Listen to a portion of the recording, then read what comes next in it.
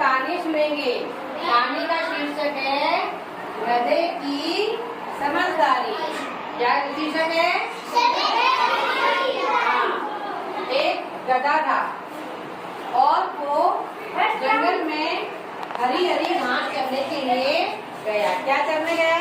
हरी हरी घास चरने के लिए गया। वहाँ देखा उसने कि उसके पास में एक भेड़िया आ गया। भेड़िया क्या करता है? गधे का शिकार करता है। क्या करता है? गधे का शिकार करता है। लेकिन भेड़िया वो गधा हरी घास खाने के लिए इतना मशगूल हो गया था, उसे पता भी नहीं चला कि भेड़िया कब आ गया। अब क्या करे? अब उसने एक तरकीब लगाई। क्या लगाई? तरकीब लगाई। वो उसी समय धीरे धीरे लगड़ा के चलने लगा और कराने लगा। कैसे कराते हैं?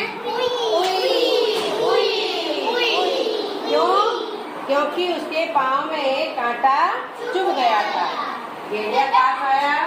भेड़िया ने पूछा कि अचानक तेरे पाँव में क्या हो गया? तू ऐसे हुई क्यों कर रहा है? तो गधे ने कहा कि जब मैं यहाँ पर घास चर रहा था तो मेरे पाँव में एक मोटा कांटा चुभ गया।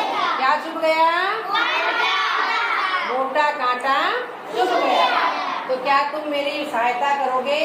क्या तुम मेरा कांटा निकाल दोगे? तो भेड़िए ने कहा कि तुम मुझे मूर्ख समझते हो। किसने कहा?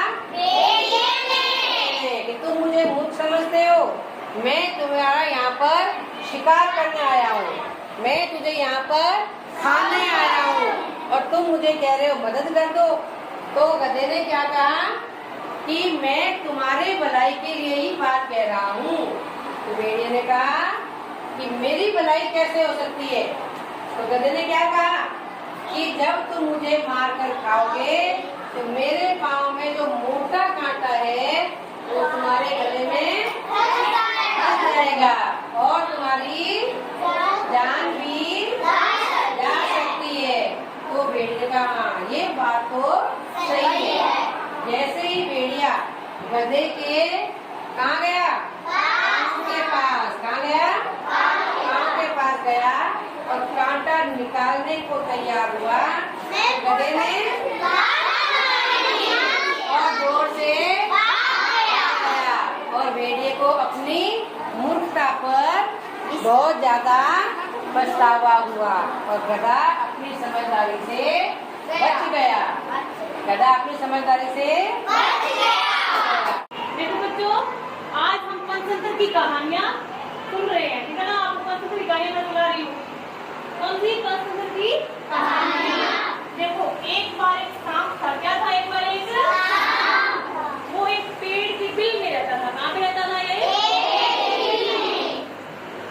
तो पेड़ पे जो पशु पक्षी जो जीव जंतु रहते थे ना, उनको सबको वो खा जाता। किनको खा जाता? पक्षियों को, छोटे मोटे कीड़े मकोड़ों को, सबको कौन खा जाता? सांप खा जाता, ठीक है ना? अपने पेड़ के ऊपर किसी को आने नहीं देता, ठीक है? फिर जैसे जैसे सांप बड़ा होने लगे ना, तो बिल उनके छोटा पड़ने लगे सांप के लिए। क्या छोटा पड़ने लग गया?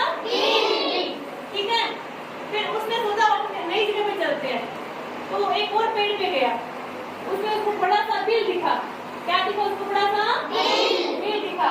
फिर वो उस बिल के अंदर घुस गया, उसमें रहने लग गया। उस पेड़ पे भी ना बहुत सारे जीव जंतु पक्षी वगैरह रहते थे, ठीक है ना? उसके नीचे पशु रहते थे। तो उसमें चींटियों का झुंड भी रहता था। कौन रहता था? इसके नीचे एक चींटियों का झुंड भी रहता था। तो सांप ने कहा, क्या कहा सांप ने? अब से ये पेड़ मेरा है। ये पेड़ क्या है? मेरा है। तुम सारे यहाँ से चले जाओ। किसने कहा ये बात? सांप ने। तो सारे क्या हो गए? भयभीत हो गए। सारे क्या हो गए? सारे चले गए, लेकिन चींटी का झुंड नहीं गया। कौन चले